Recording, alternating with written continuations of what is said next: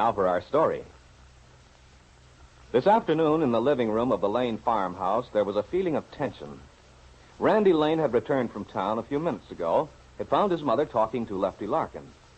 It had been a trying afternoon for Aunt Mary and her son.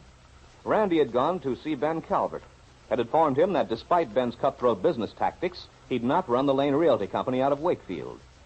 Randy was master of himself and of the situation. But his mother wondered how he would have behaved if he'd known the truth concerning the story Ben had told Henry Bergman. The possible answer frightened Aunt Mary. But the more she thought over the situation, the more convinced Aunt Mary became that Randy should be told. But Lefty disagreed. He thought he'd convinced Aunt Mary it would be best to let sleeping dogs lie.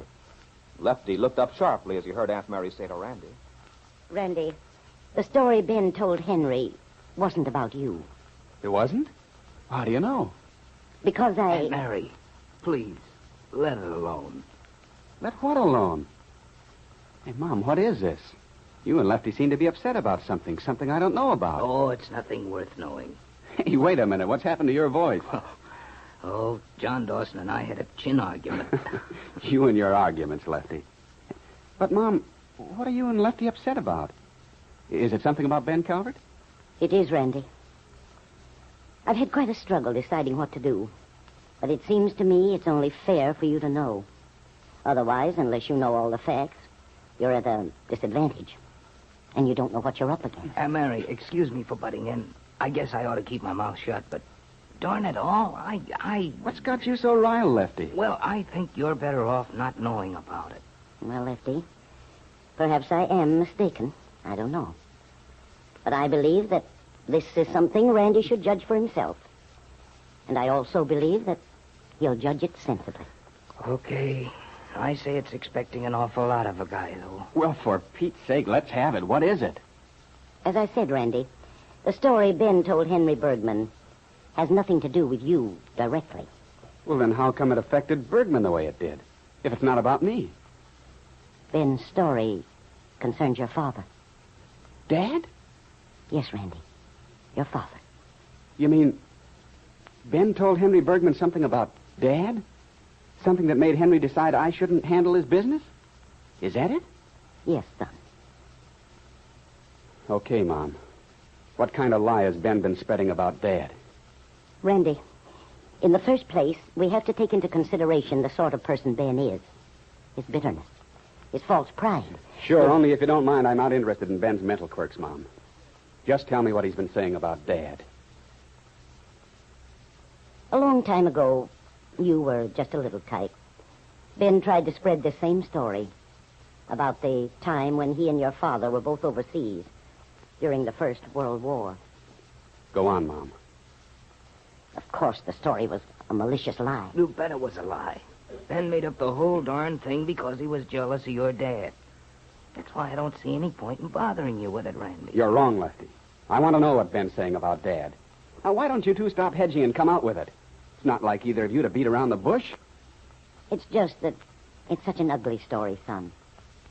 And, of course, we know it's entirely false. That's right. That's why I say we ought to skip the whole thing. We all know Ben's a hopeless liar. No, Lefty, Mom's right. If Ben's telling lies about my father, I've got to know what he's saying. Then I'll know how to deal with his lies. And for that matter, with Ben, too. From the way Henry Bergman acted this morning, from the way he treated me, it must be quite a story Ben told him. You mustn't blame Henry, Randy. You see, his reaction to the story is quite natural when you realize how bitter he is over the loss of his two sons. Emil and Klaus? I don't get the connection. What do they have to do with my father, with Dad? As you know, Randy, your father was an officer in the First World War. Yeah, I know, but what has that got to with... I think I'm beginning to get the drift. The Bergmans believe Emil and Klaus died because their superior officer was trying to save his own skin. Because he was negligent and a coward. Mom. Yes, dear? I remember once when I was a kid, a fight I had. It started because of a story about my dad. I was wearing Dad's medal one day, and a bunch at school began to rib me, asked me where I'd bought it. I told them my father had been decorated before he was killed and that the medal was his. They said it couldn't have belonged to my father because he was a coward. I had a fight with them. I made every one of them eat their words. But I never could find out where they got the story. So Ben Calvert started it. And he's starting it again, huh? That's the story you were talking about, isn't it? Yes. And now Ben's at it again. How did you find out? I talked to Henry Bergman. Got him to tell me. You see, the Bergmans didn't know your dad, Randy, and anyone who'd known your father wouldn't give it a second thought. That's hardly the point, Lefty, whether anyone believes it or not. It's the idea that Ben Calvert, a man like that, using Dad's name, slandering him. Randy, I'm sure Henry Bergman wouldn't have believed the story, except for the fact that Ben obviously played on Henry's bitterness over losing his 2 boys. And then he couldn't be expected to realize what a lie that story is because he never knew your dad. I'm not blaming the Bergmans. They're old people, lonely old people. But the idea of Ben talking about my father, a man who's dead, just to get back a lousy little piece of business. Son, if I were you, I'd just let it drop. But you're not me, Lefty. Now look at it this way, Randy. There isn't a man or woman in this town who doesn't realize Ben's hatred for the Lane family. They wouldn't pay any attention to anything he said. They'd know it's nothing but malicious talk, the talk of a guy with hatred in his heart. Everyone respected your father.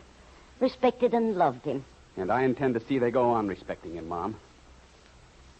Randy, you told me earlier this afternoon that Ben wasn't going to force you into doing business his way. Yeah, but when someone doesn't understand your language, you have to find some way to make yourself understood. And with Ben, there's apparently only one way. Randy, Forget it, Mom. are you going to? What do you think? I'm beginning to wonder if I did the right thing in telling you. Don't worry. You did. Now, see here, Randy, your mother's worried. Let's skip it, Lefty. Now, wait a minute, son. Lefty. Well, okay. Randy, your father's name is every bit as dear to me as it is to you. But I consider Randolph far above the reach of anyone's malicious talk. If you'd only... Sorry, Mom. I've got to work this out my own way. Randy. I'll see you later. Randy, where are you? Oh, Lefty. I'll go after him. No, wait. Wait, we're jumping to conclusions. He said he was going to work this out. Yeah, but the way he said it, Aunt Mary, this hit him pretty hard. Lefty, that's the car. Yeah. Then he's going into town. Randy! Randy, wait!